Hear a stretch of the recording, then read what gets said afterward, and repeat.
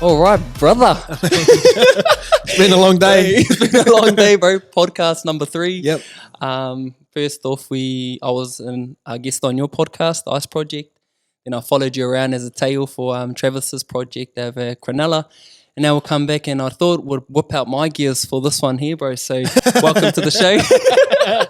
I like it. Hey, I like your setup. Yeah, bro. It's just, Who designed it? Just woke up one day, but I was like, I'll just put things together. So, but nah, for real, bro, it's been a pleasure just to be here in Sydney and, probably one of my best birthday gifts ever, bro. Thanks, bro. I appreciate that. Just for me, bro, it's like the biggest investment that I can make is into myself, eh? Double down on your brain, important. Yeah. And just for the people in my life, bro, and I like to put myself around, really uplifting people who are just doing it.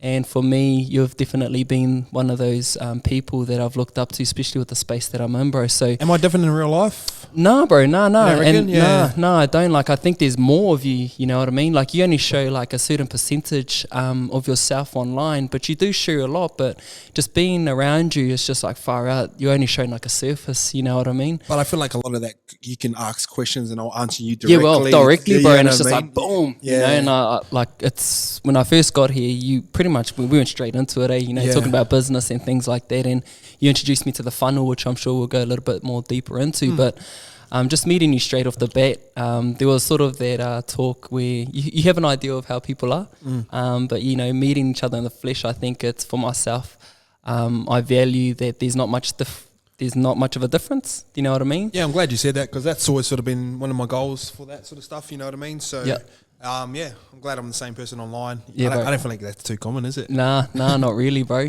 But yeah, anyway, bro. This podcast here is definitely just to try and help people, definitely back home in NZ, and I talk about you a lot, bro, but not much people are aware of you. I sort of have to give like a background story, but instead of me saying it, how about you have a bit of time just to share a little bit about yourself, bro, where you grew up. Sweet, sounds good. So I grew up in a small town called Tukoro. I was born in Hamilton. I'm cliche as cliche comes in terms of being a toke boy. My dad works in the mill. Everyone works in the mill there. I'm half Cook Island, half Pākehā. There's lots of Cook Islanders in Tukoro. So in terms of like, I'm as cliche as like toke, like as a toke boy can come. I'm the ultimate cliche. Yeah. So grew up in a very small town there, Tukoro. It's got a bad reputation, but once you're in it, you realise like the people will do anything for you. Like some of the best people I've met are like from Toke, you know what I mean? And I've travelled around the world and it seems like everyone knows someone from Toke as well. Like, oh, do you know this person? Do you know this person? So we've got from the outside and looking in, we've got a bad reputation. Obviously, a lot of small towns, there's gang affiliations and all that sort of stuff as well. So I was sort of lucky I had really good parents. They sort of kept me away from that. My dad was a massive rugby league fan. He was my coach growing up. Quay Cooper was like my best mate growing up as well. Yeah, so I've known Quay since I was 4 or 5, and we played footy together all the way up. And then he came over here, obviously killed it playing in Union. Sean Maitland, who was my other best friend, he's gone on to play Crusaders, win a comp with them. Play Lions. So when we were coming up through this, we always thought we were going to be football players. So we went to a school 2 doors down from mine, and we always thought we were going to be football players. We used to say it too, but at our time, there was sort of no one we could really look up to that come out of Tukoro and go like, oh, if he can do it, maybe we can do it too. Yeah, for sure. And I'm big on that now. So I'm glad, like, they were we used to say it between us 3, like, we're going to play like professional rugby league or professional rugby. Yeah. We all got to do it. So that was pretty cool. And how important is that type of talk amongst friends, bro? Like, like believing in it. Was it like when you were talking to me, like, it was a belief, or was it just like talking? No, I genuinely wholeheartedly thought I was going to like play NRL. Wow. And like they were saying it too. So like we had this, it's probably never really thought about it in the sense, but because us 3 were saying it together. Yeah. Like, you don't really get that as an adult anymore. You have to you have to find those sorts of friends, and a lot of it was ignorance as being a kid, and you think you're just going to kill it anyway. But so it shows how important like your circle of friends are from an early age. Exactly right, bro. And how did your talent match up to your confidence? I was talking to you about this before. I'm quite a confident person. Sort of have to be to vlog and walk around in public with a camera up and over your face and not lose concentration. So. But people assume that I'm like humble because I'm so open and stuff like that. So I've always sort of been confident. My mum used to tell me like be a bit more humble, like you're annoying people. Yeah. But I've always sort of said what I wanted, all that sort of vibe. So I worked really hard as well. So when I wasn't the most naturally gifted footballer, but I was down at the park every afternoon, kicking on my own because I saw that as my way out. Yeah, true, bro. And what was your first sort of taste of getting the sense that you can do what you put your mind to? What was the first sort of your earliest memory, even if it wasn't prior to you being like a league player? Nah, mine has always sort of been league related. Yeah. So that's all I wanted to be as a kid. And I sort of I started making like New Zealand rep sides when I was like 14, made under 16s. And sort of when I was around that 15, 16-year-old, I started playing against men. Yeah. I used to play, my first game was against Kodo, and there's there was mongrel mob galore. Yeah. Just that this guy had the bulldog in his face. Yeah, and like yeah, and I was like 14 playing against men, and like I was going really well, and like I was killing them, and like that was sort of the thing. Like, fuck, like I could see, because I wasn't, out of my friends, I probably had 2 or 3 friends that are better than me. Yep. But they chose to go do parties and that, and I was like training on my own and like kicking balls on my own, and I could see myself just slowly get better than them. And even though they had naturally more talent than me, I think that was my sort of realization that like hard work trumps talent. Yeah, far out, bro. That's so powerful, man. And you know, we've had a bit of time, like, you know, the last 24 hours or so. And sometimes you sort of say that you don't really reflect too much. You know, you haven't really had that feeling of like, wow, I'm actually doing really well. Or, you know, do you want to touch on that, bro? Yeah, I just feel like, I think it's kind of a flaw of mine where of like, what I realised after football, because I was an average NRL player. Like I played like, including Super League, I played under 50 games. So the average person plays 42 games. Do you know what I mean? Like everyone assumes when you go to NRL, you're going to play 300 games and all shit like that. And I realised once I finished football, because I was a little bit over it, I was like, I don't want to be average in my next phase of life. And I used to always hear old football players go, like, enjoy footy now because it's the best time of your life. Like, you won't have a time better than this. And I used to, like, it kind of used to piss me off because I was like, why? I was like, why does this have to be the best time of your life? Why can't your whole life be good? Yeah, true. You know what I mean? So that was sort of my thing. And when I moved into this next phase of my life, I just realised I don't want to be average. And maybe it comes from, maybe not celebrating your small wins comes from being in footy. Because when you play footy, your goal is to win a premiership. So you win a game that week, you have to be over it by 2 days later because you're preparing for the next thing. True that. So I just thought of that just then. So we lived week by week as a football player, and they say a week's a long time in rugby league and a lot of shit can change. But yeah, that was I think that's where it sort of stems from. It's cool. And not trying to get comfortable, that scares me. Yeah. My biggest fear is trying to, if me and you sat here a year from now and we're in exactly the same place, I'd be so pissed off at myself. Yeah. That's where it sort of stems from. And I think that's like growing up, you know, especially in New Zealand, there's only sort of a few ways to make it, and you sort of touched on like your 3 options that you had. And you know, like you said that your options was to play footy, was to go to uni or become a factory worker. You know, but you chose the thing that ticked you. I think that sort of comes from all them sort of small demographics. So if you look at African American culture, like I think 2 Chainz dropped the album called Rap or Go to the League, and like over there, that's sort of their 2 options where like they want to be a rapper or they want to either be an athlete, and I think that's the common perception that's pushed onto Māori and Pacific Islanders, like you got to play league, or you just go work a normal job. And like I said to you earlier, like your brain can only process what your eyes can see, and I just saw my dad going to work and working 12-hour shifts, and like I don't remember my dad ever being excited about going to work. He never complained. Like, but I don't remember him going. Just like clockwork, eh? Yeah, clockwork. Yeah, exactly. And he worked 12-hour shifts.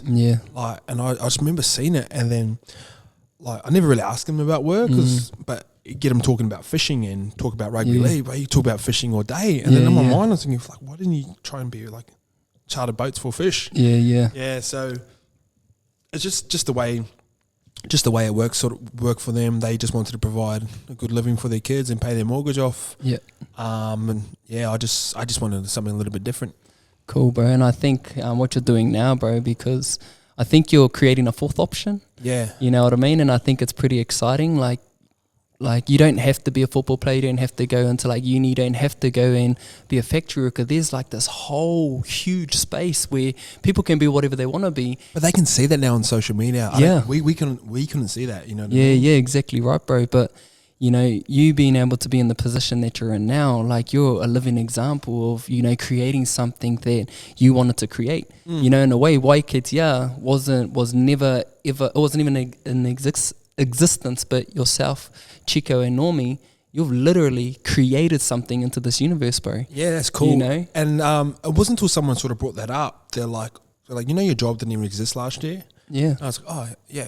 But when someone else explains it to me, but as we've been talking about it the last 24 hours, it just kind of feels like a natural progression because it's the life you're living. Like, you're just like, oh, yeah, this is not normal, but you just go, oh, it is what it is. Yeah, yeah.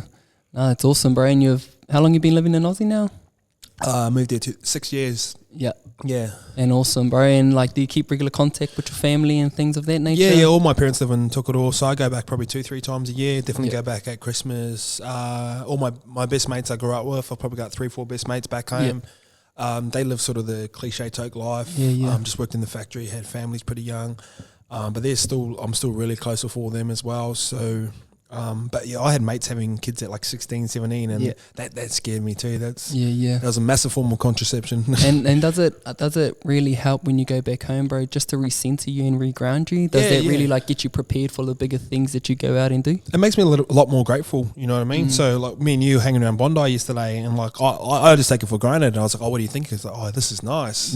But I just think it's normal now.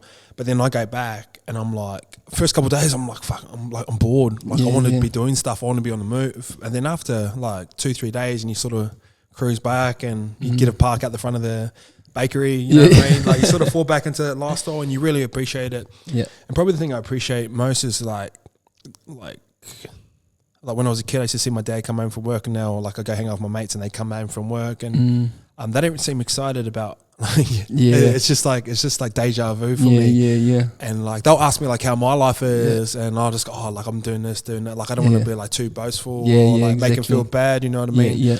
But then like I was like, how's your work? And they just like shrug your shoulders and go, it is what it is. So, and that makes me grateful, and that makes me want to come back here and grind even harder. Oh, that's awesome, bro. And I think where you're at now, you're like in a really good stage, and we shared that, you know, we're just both in really good positions where we're just happy. Yeah. And I think if that can be instilled into other people to find whatever is happy for them, I think you're doing a good job if you're aligning yourself with that.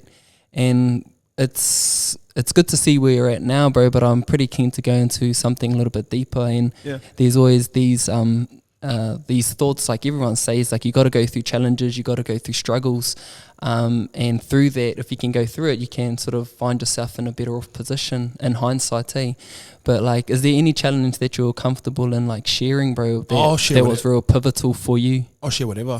Whether it's like, you know, what was the most profound thing that do you know what the biggest transformation for me was? Always been injured when I was playing football, and then so I snapped my ACL. So Petro Sevenasiva, he's a real big prop. He dived at my leg one time. I was 20 years old, debut for the Warriors, snapped my ACL, and I was like, I'm feeling sorry for myself. As a 20-year-old, you think you're going to take on the world, all that sort of stuff, and have it sort of taken away from you for 6 months when you're starting to find your feet. Was a bit of a struggle. Like, I know people going through a lot of things harder than that, but at the time it sort of felt like it was all on me. And he gave me a book called It's Not About the Bike by Lance Armstrong. And this is before he got caught for doing like dopamine and all that sort of shit as well. So he's still sort of held in high regard for winning 7 Tour de France's or some shit like that.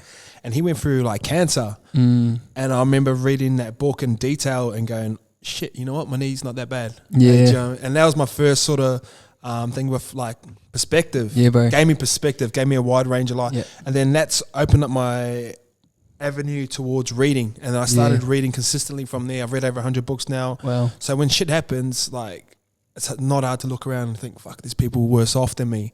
But in terms of business, that was sort of a recurring thing for me. Like I snapped my injuries. So done my ACL, snapped my Achilles, snapped the pec off my shoulder, and they're kind of the big injuries in football, and it sort of took me a while. But every time after I got past that phase of feeling sorry for myself, I'd always read. Like that was because I had nothing else to do, and I didn't want to watch. Outlet. That was my outlet. I didn't want to watch TV. like when I snapped my Achilles, I was bedridden for 2 weeks. So I was just reading books so I could escape that room. Yeah. Because I wasn't allowed to move. So, but yeah, it gave me a great perspective in life, and obviously transitioning into business, it hasn't always been easy. Like I went like the first 18 months without getting paid. And some days I was working 16-hour days, and because I just didn't know how to structure a business or how to pay myself. And I felt guilty for paying myself because I had 2 business partners, even though they weren't doing anything. Like if I took money out, I kind of felt guilty for that. Yeah, for sure. And the reason I moved into podcasting and I want to start building online programs and shit like that is because I don't want to take anything away from them or anything away from YKTR. So like people used to always like, it's kind of like a chip on my shoulder kind of thing where people go, oh, you wouldn't be YKTR without Chico and Normie. Yeah. And like I was like, oh sweet, like I can watch me build something else then. So that was sort of like the chip on my shoulder where I moved towards podcasts, and I want to build like something that we don't talk about growing up in New Zealand is having multiple sources of income. Yeah, bro. Like millionaires, like the average millionaire has 7 sources of income. Wow. Where we've grown up, we go, mum, hopefully you got your mum and dad and they're together, which isn't always common in New Zealand. And then like they work one job and save and save and save and try and buy a house. Where I was like, then you start meeting successful people and they've got all these sort of different avenues of income streams. I was like, oh shit, why don't I try? My goal for the end of this year is to have 3 income like streams, you know what I mean? So I've gone from like a year and a half ago having nothing, almost broke, almost had to sell my house. I had my power cut off to like, hopefully end of this year, I've got like multiple income streams, and then learn how to have a good relationship with money, because we don't talk about money either. Yeah, bro. Like you don't talk about money back home, and you don't ask what people are on. But the more successful people you start hanging around, they'll openly talk about money. Yeah. They'll tell you how they spend their money, where they allocate it, what shares they put it on. And like I dived into property because I thought that's what you had to do. Yeah. You grow up, you buy a house. I bought a house and realized like, shit, I need some of this money to do what I want to do. And we talked about this yesterday. So if there's someone the same age as me, say like I was 28 years old and he's a partner and he went to go buy his house now, and he had that house for 20 years, and say he bought the house for 200,000, sold it for 500,000. So he's made 3 capital gains of $300,000. But if he sells that house, he can't get a better house than that. Yeah. Because that's just how the market's gone. So in theory, in your mind, you're like, oh, I made $300,000. But then like you sell your house and like, you can't get a better house than that. Yeah. And that sort of switched my mentality. I was like, why don't I double down, instead of spending my money on houses, let's spend money on myself, on my education, on businesses that I'm potentially interested, that I think I can run and profit, like make a profit on, potentially sell in the future, and hopefully the house I can buy when I'm 40 will trump like their house, if that makes sense. Yeah, for sure. Makes perfect sense, bro. And I think just touching on all your injuries, and it's quite common for athletes, and the majority of them do go into a big depression because, you know, you've talked about it as well, where if you make it into the limelight or make it as an athlete, a paid athlete, and your contract gets stopped, you know, it's like the end of the world, eh? But you're able to transform that mentality into like learning. You know, you weren't able to run or do anything, but you're able to exercise your mind, eh? Yeah, so how important is that for you, bro? Like, is that really the most powerful like muscle and asset that we do have? Yeah, 100%. And like I've talked about before, perspective. It gives you perspective in life, and like if you're growing up and you had never read books anymore, your outlook on life is just going to be from the people that you hang around with. And one of the I shared this on Facebook probably about 5 years ago, almost like, because I remember I always talk about this quote, like the person you are now and the person you want to be in 5 years are the people you hang around in the books that you read. Wow. And like I remember that. We were talking about this before. Yeah. Like, I can bring up a quote I remember that, and then I shared that on Facebook, and you remember that on this day thing? Yeah. That popped up a couple of days ago, and then I rewound the clock. I was like, where was I 5 years ago? And I was actually playing for the Kiwis. Probably like a week ago from today. Wow. Yeah, and I was like, do you know what? I'm happier now. Like I got the chance to represent my country, but I got paid $40,000 for one game. Wow. Yeah, so I got a $20,000 matchy, and then I got $20,000 bonus. But they put that bonus in because they thought I wasn't going to make it. Yeah, like, do you know what I mean? Right. Yeah, so they gave me this contract. It wasn't that big, and they're like, oh, like here's all the incentives and that. But they've even said that, oh, we didn't think you'd make it, but I did. So I remember thinking like, I made $40,000 just by playing a fucking game of footy. And like, do you know what? I'm happier now. After his coach come in, he goes, here's $500K a year for the next 3 years to play the game that you're playing your whole life. I go, nah, I'm good. I'm staying there. How amazing is that, bro? And you said to yourself, like, was it like think it was like last year, you put yourself into a goal and it was to earn a certain amount to get a new office or something like that. Yep. And you said you got it, but you didn't feel different. Yeah. So I had a mentor. He goes, "Do you write down goals?" I was like, "Oh, I do, but I didn't wholeheartedly believe in it." And he goes, "Write down." He goes, "What would make you happy?" And I go, "Oh, if I earn X amount in a month for YKTR, I'll feel like a successful business person." Yeah. And he goes, "Why that?" And he goes, "Oh no, it's a big chunk of money. I just feel like that'd be like the pat on the back. I'm like, fuck, I made it." And like, it wasn't money going into my pocket. It was just purely for the business. And so I wrote it down and like I said, I visualize it and like look at it every day. And this is when I worked from home and I had it on my board. Yeah. So whenever I was vlog, I'd take it down because I didn't want people to see what my money goal was. Yeah. And so we hit it in 10 days. And I rang him. I was like, he goes, "What's up?" And I go, "Oh, I've just hit that, that goal we're talking about. I've just hit it." And he goes, "How do you feel?" I go, "Nah, nothing." Like, he goes, "Do you know why?" It's because you're not motivated by money. You got to figure out what you're motivated by. Yeah. And yeah, that was sort of that's what I sort of realized. Like, I'm not chasing sales. I'm not chasing money. I'm chasing impact. Yeah. Right. And you do it so well, man. And just touching back on that quote that you said about 5 years, it reminds me of what Tony Robbins said, like, most people underestimate or overestimate what they can do in a year and underestimate what they can do in a decade. 100%. And it's so like and you can see that you can get like limited by if you're just like looking into your circumstances now instead of like putting in the work and figuring out instead of who you are now, but get excited about who you can become. Bro, and just growing in that sense. But you being like driven by impact, bro, you can see it, And like I think this would be a good segue into just talking about like your journey through social media, bro. You're just like content hard. You know what I mean, bro? Like you're just the ultimate maximizer in it, bro. So what's the important about just posting so much? And if you can give people, like back in NZ, bro, if you post like 3 or like twice or probably around the world, if you're just posting like that on one day, there's certain a stigma around it. But like what's your whole reasoning about it? Where's that stigma come from? Like what do you think that stigma is about though? It's probably like have you ever tried to post? Yeah. The most that I post probably like twice a day, and like I feel good. Have you ever tried 6? No, I've never tried 6, bro. I think it's sort of like a thought. It's more like an assumption more than 100%. Anything. Yeah, that's what everyone thinks, and that's what I thought as well. But yeah, content, like you've followed me around for 24 hours, and like not many people have seen that inside of what actually goes into it, and like so I want to have to like when you leave tomorrow, there's going to be like 18 hours of me cutting up shit for potentially like a 30-second video that someone could scroll past. But you just never know when that right piece of content is going to hit. You know what I mean? Right. There might just be one post that makes us like viral or makes us big. You know what I mean? I'm just throwing in. But you're not even looking for that lotto, bro. You're you like the marathon, you like the grind, and like what are the numbers, bro? What are your posts like on each page or? So like for YKTR, I try and post 6 times a day. Which sounds like a lot, and I used to think that was a lot, but it's kind of easy because we used to follow the format of 2 lifestyle to 1 product. So if you are a brand trying to promote your product, like when we had 2 t-shirts at the start, it's like black t-shirt, white t-shirt, black t-shirt. That's when it becomes repetitive. That's when it becomes boring.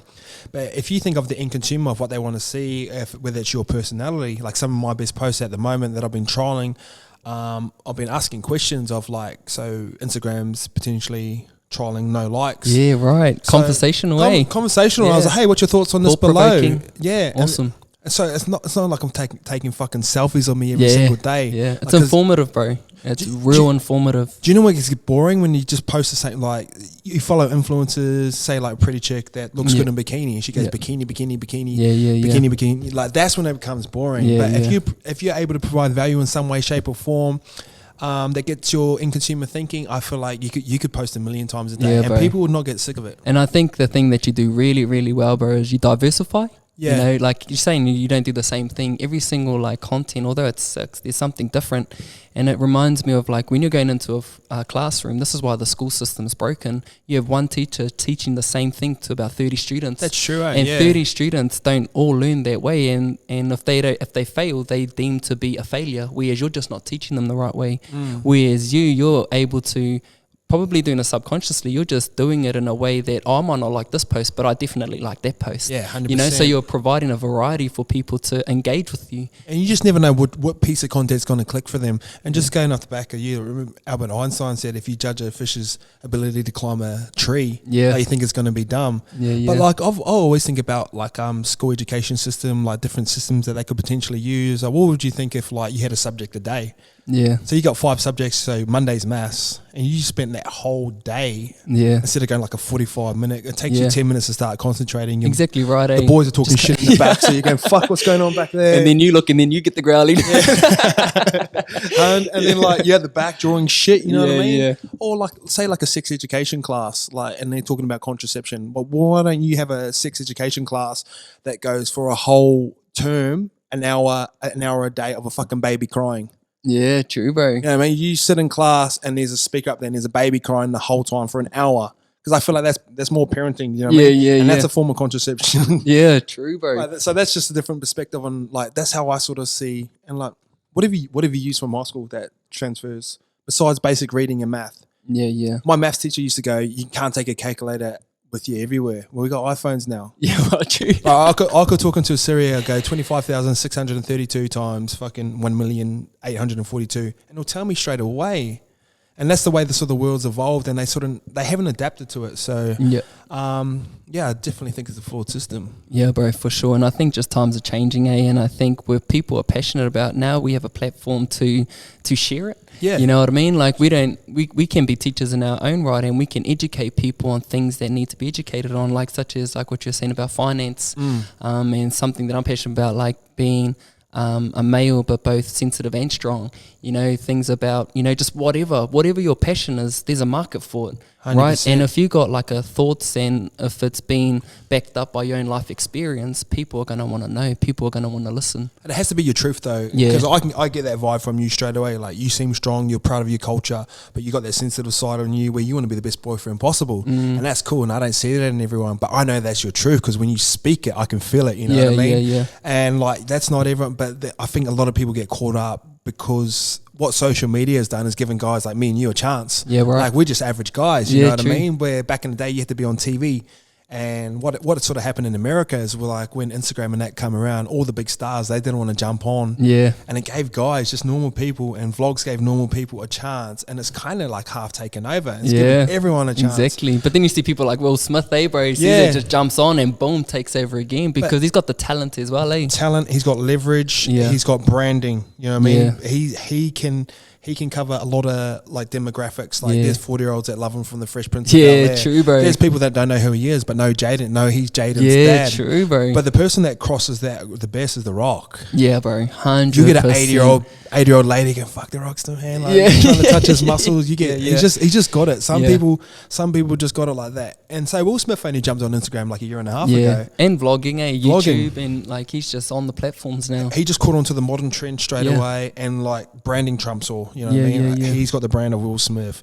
He's the funny guy. He's very, very smart. When we go back to when we talk about education and entertainment, he can do both. He can do both, bro. 100%. He's not a bad looking bloke. He's tall, like, do you know what I mean? He's just charismatic. Exactly. It just transcends. And he's got the humility to like you know, share things that just excite him. You know, like, he doesn't just use his platform for him. He uses it to expose people, to give them that lottery ticket. You know what I mean? It's sort of like how you're saying about the canvas. Like, you might not be able to do it for them, but you can definitely put them into a position to better themselves, bro? Super and like, important. And if it doesn't work, like if they go and get their opportunity and they don't execute on it, they can't blame anything else apart from themselves. Yeah, but I don't think we have enough self accountability. As everyone, you know what I mean? Like the biggest lessons I learned from Gary V is self awareness. So everything that sort of happens now, like if you're overweight, that's your own fucking fault, because you're putting food in your mouth. You know what I mean? Like unless from 8 years old, like, that's like anything that sort of fucks up. If you're in a job that you hate, that's your fault. Like, it sounds kind of harsh, but it's true. Like, it's the truth. Yeah, it's the truth, and we don't want to own up to them truths. And like, there's like people like, oh, I should have made football. Like, then why didn't you? Like, that's on you, because the coach didn't give me a chance. Blah blah blah. So we're quick to point the finger when things go wrong. But one of the best, and I've only learned this not too long ago, is like, just blame everything on yourself. Yeah. Like, not like trying, oh fuck, I'm depressed now, it's my own fault. But just, I don't know, like, people get frustrated because ownership, bro. Ownership, bro. Because people get frustrated because he let me down. Like, just you can't put your happiness on someone else, bro. We talked about that. Yeah, you can't. And like for me, like especially in like hospitality, bro, a lot of pressure and stress comes from that, especially when you're feeding people and there's like a time limit and things like that. And I can understand, like when I'm in the kitchen, there's a certain way that I like to do things, and when I get help from my mum as well as my partner, I sort of change, and I gotta like always check myself, like they here helping me, and if everything goes wrong, it's always my fault, bro. And I always put my hand up, and if I know I've stepped out, like in the moment, I just have to roll with it. But like afterwards, I just always, bro, I'll apologise if I need to, what I mean? But they understand. Are you angry in the kitchen, are you? Bro, I don't get angry. It's just like the pressure, and I know how to, like, I feel like everything that I do, I know how to do it. And if like, so it could be like little things, bro, but the pressure just like gets to me in ways.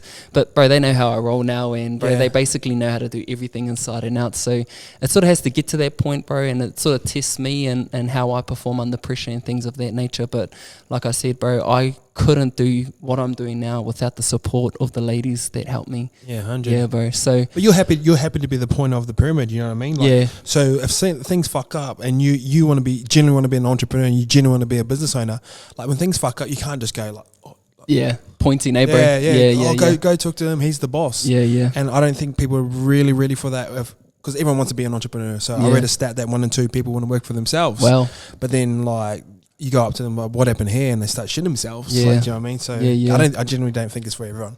And like we're both like hard out. We can't consume so much of Gary Vee, and I got the opportunity to see him live. How long ago? Bro, it wasn't that long. I think it was November. Just when in you come Auckland. over. For Success Resources. It was awesome event, bro. And I just thought of you. I was like, I wonder if the bro's going, but didn't see you going. But anyway, bro, his main thing is like, it's all about attention, you know, culture hacking, and like it's one thing to absorb information, like, but the thing that I don't think that you are, like, you're not a library. You don't just sit there with all the information and do nothing. You're someone who's using all of these things that you've learned throughout your past, but you're putting it to use, bro, and like you're being able to create something. But yeah, the biggest thing that he does talk about, bro, is attention, So what's your views on it, bro? Try and get if you want to grow a business, or if you want to grow a personal brand, try and get as much of it as you can.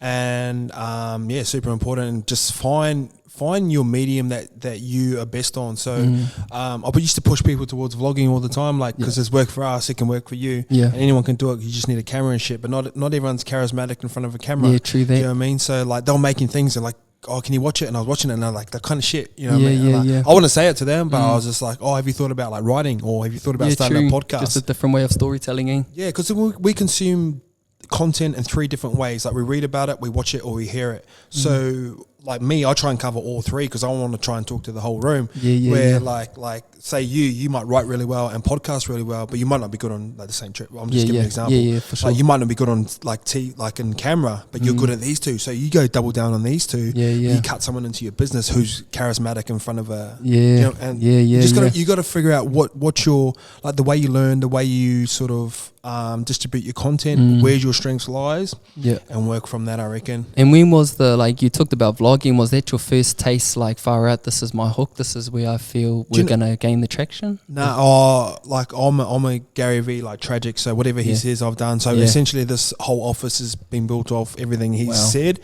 and I've tried to put into like practical use. So wait, what was the question? Like, did you, because you're talking about attention, was your first taste vlogs. Like, this is gonna work, you know?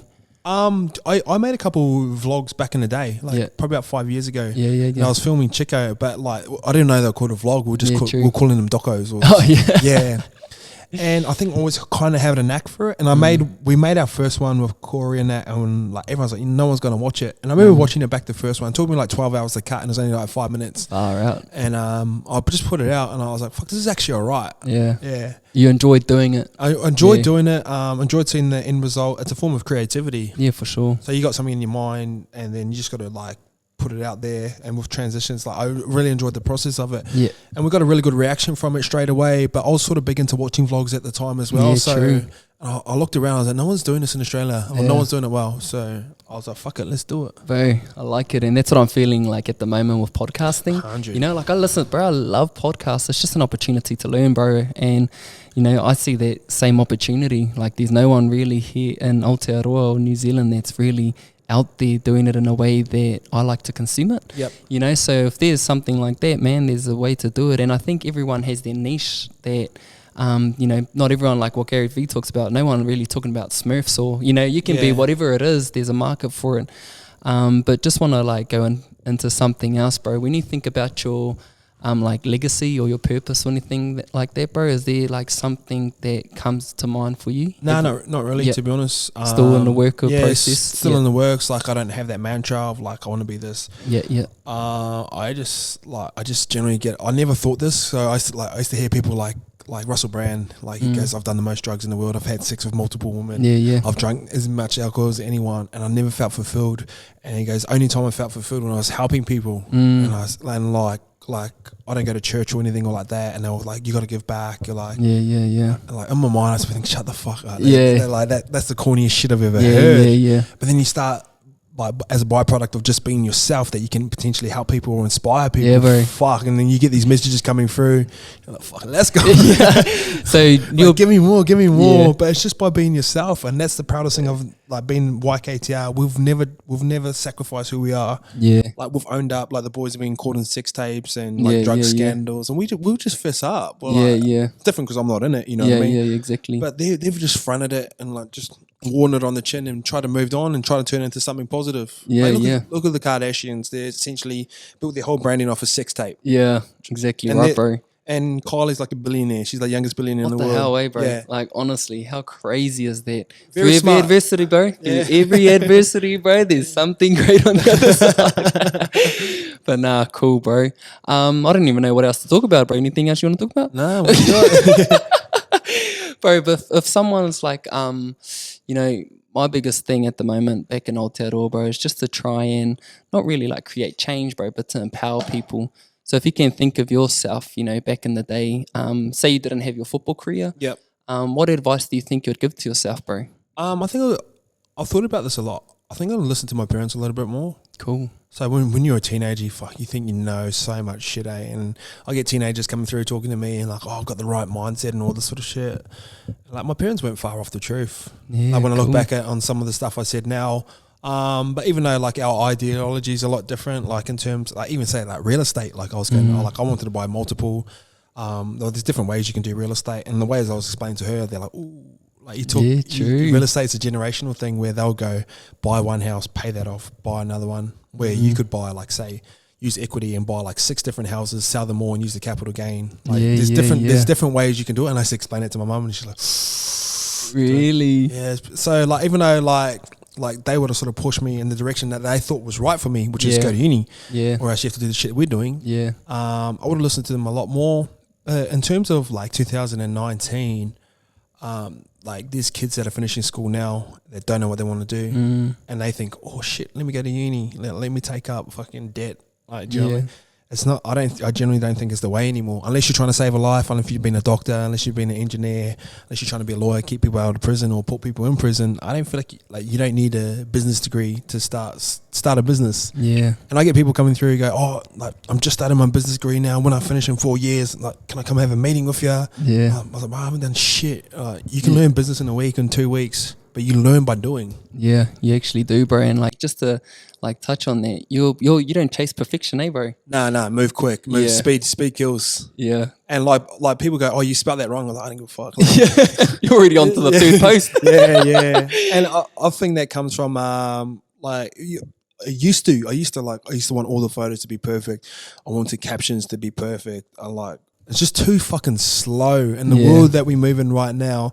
So I could spend an hour and a half on copywriting, but people are just going to flick past it anyway. Yeah. So like sometimes it's going to capture, but that's why I post out so much content, because you just never know which is the right piece that's going to hit at the right time. And I get like, we love Gary Vee, and I've got friends that are like a lot smarter than me, but they go, I can't listen to Gary Vee because of his voice is weird. Yeah. And I was like, but don't worry about the voice, worry about the content. Yeah. So it's like, it's weird. But I just move quick because I know something else is coming. Yeah, I definitely felt it, bro. As soon as I saw it, I was like, far out, this fella's got a lot going on. But you just execute it. You just like do it. You just do it. Any little moment that you get, you're like active. Yeah. And I think you're aggressive in that space, bro. And look at how it's paying off. Yeah. You know, people might see that you're on the phone, but you're actually putting in the yards. Like, you're not spending too much time scrolling or anything like that. You'll notice this about me. So you've hung around me for like a day and a half, 2 days. Like, fuck, I'm like this. I'm moving. But I'm listening at the same time. Yeah. And my girlfriend gets a little confused because like she'll be talking, like I'm listening, but like I'm posting this, I'm quite running as well. And like she'll ask me a question later and she goes, oh, I didn't think you're listening. Yeah. So like I'll be like, we went for lunch today as me, you, Travi, and I'm just sort of bouncing around like, so I went post, like started replying to people because it saves me time, but I'm still listening to what you guys are saying. Engaged. Bro, It that's not a trait that isn't mean, bro. Yeah.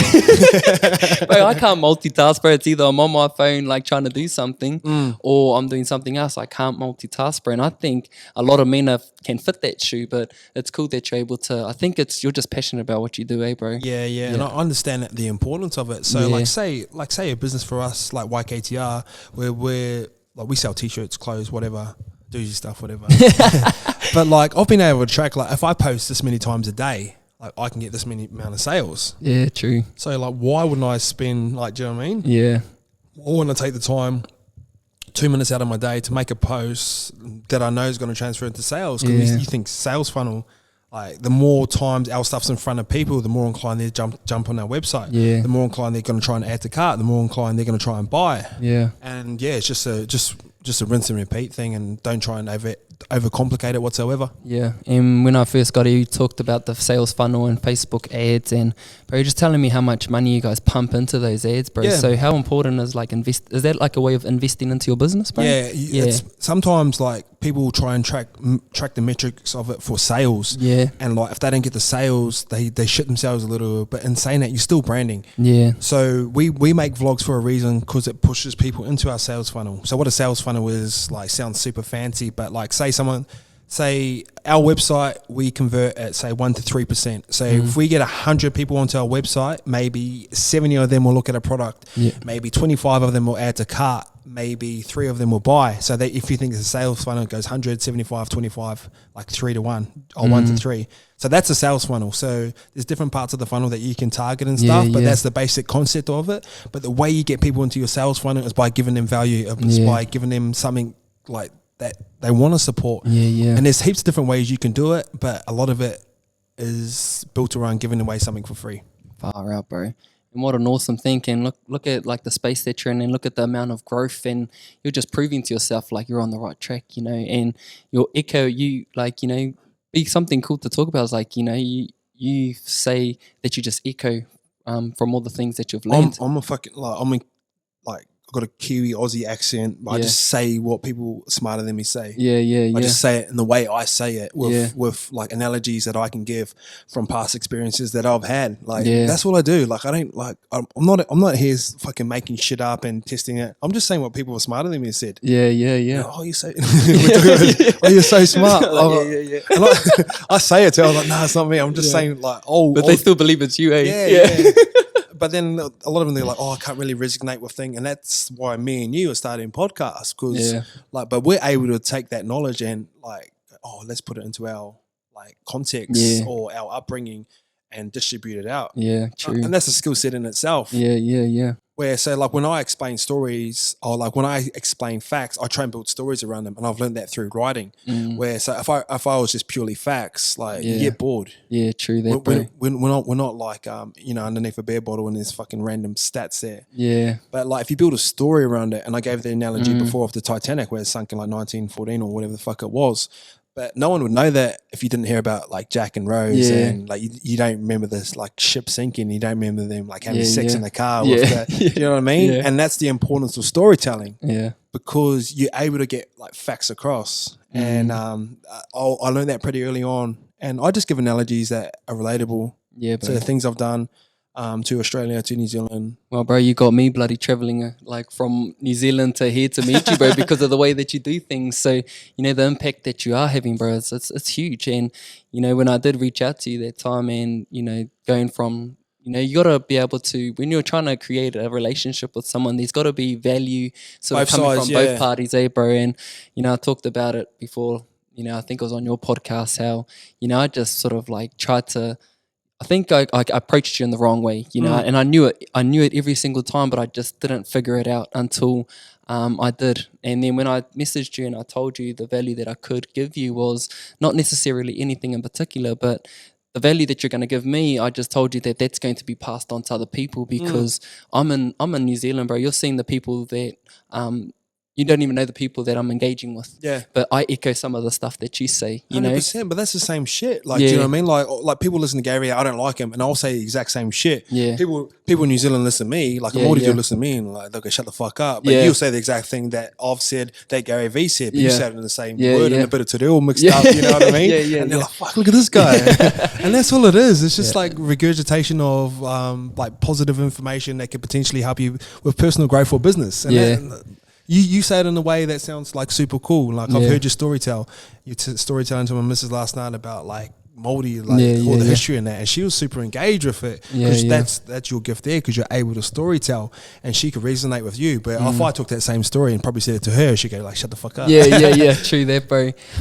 And bro, what do you think is happening at the moment? I don't know if you're aware of if you're feeling it, but I feel in myself that there's a bit of a shift happening in terms of what I think it is. There's a bit of there's elevated consciousness happening, so people are starting to utilize their mind power, let's say it in that way. But can you feel it yourself, bro? Especially if you can see it in like an Australian as well as a New Zealand context. Do you feel that there's a shift happening? With who? As like just people?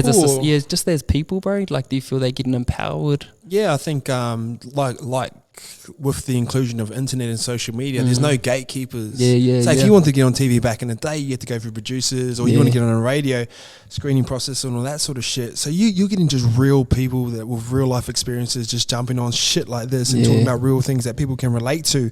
And we've talked about this before, like opening up and talking about stuff we weren't allowed to talk about as kids. We talked about like crying as a kid, and my dad would be like if you want to cry, I'll give you something to cry about. So we bottle shit up as well, where you get a couple grown men that people look up to, and some, like if you get Adi Savir and a couple All Blacks talking about like emotions and shit. Like that opens up a whole new narrative. Yeah, bro. So you got a kid that looking up, like every kid wants to be an All Black growing up, but like, oh shit, like he's just a real person like me. Exactly. Even though he's got that black armor on with that silver fern on his chest. Yeah. Like he gets sad like me. Like he doesn't know a woman like me. Yeah. You know what I mean? So right, bro. I think that's the narrative. I think that's a lot of that's going to change. I think they'll probably start with you over there as well and open up them conversations and I feel like you can save some lives. And I've showed you inboxes that I've got by me just speaking, like just fucking talking my truth. Going, hey,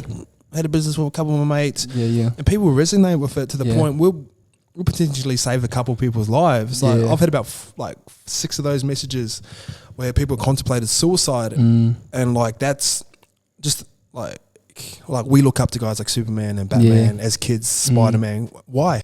Because they save lives. Because they save lives, bro. We're doing this for a fucking podcast unintentionally. Yeah, and you can't do anything bigger than that than save someone's life. You know what I mean? Bro, 100%. And it's scary. That's scary. Legacy, bro. How many lives can I save? you can save lives in other ways, like giving blood. Right. You know what I mean? You can save 3 lives giving blood. Yeah. Well, you get some guy jumping in the house trying to rescue a baby and that, he'd get like, bro. You get praised in it, but you can genuinely give blood and save lives. Yeah. You can talk shit on the podcast and save a life. Yeah. You find like a lot of people really resonate with your story because like the way you resonated with me is because I grew up not too far from you. Yeah, exactly. Similar. Fuck, it's a lot bigger than Toke, but like we've always said this before, like if there's someone that looks like you, if there's a islander that wants to start a business, you can look at me. And we didn't always have that growing up, but now we do. Like there's no excuse. Yeah. Like I come from a small town where we had no one that played NRL when we were a kid. Now we've got like Quay Cooper's played, Joseph Manu and Saints Adavano, like I've played as well. So they can go, oh, if he can make it, maybe I can make it. But why does it always have to be sport? Like why can't he be the business guy? Anything, but doctor, anything. Yeah. So I think that's going to shift, but a lot of it starts with parenting. What's your thoughts on parenting? Is super important, isn't it? Bro, so important. Like, you know, I've spoken, I openly talk about my relationship with my parents, bro, and it just sets you up for the foundation, you know, like your foundation is set up in the household. And, you know, that's why I look at, you know, people who are in less fortunate positions where they don't have parents that, you know, are really good parents. But in one way or another, bro, it sort of like comes back full circle, because if you have parents who ain't really good role models, it sort of instills something in you to be a good role model. So for me, bro, when I look at my parents, bro, they've done an excellent job, bro. Yeah. Same boat as you, bro. Yeah, that's us, bro. We rowing in the same direction. But awesome, bro. I appreciate your time, brother Ice. And where can people find you, bro? You can find me on a few places. I run 2 pages called YKTR _ and AdTech Project. This was our sportswear label. You can find me personally at IICE _.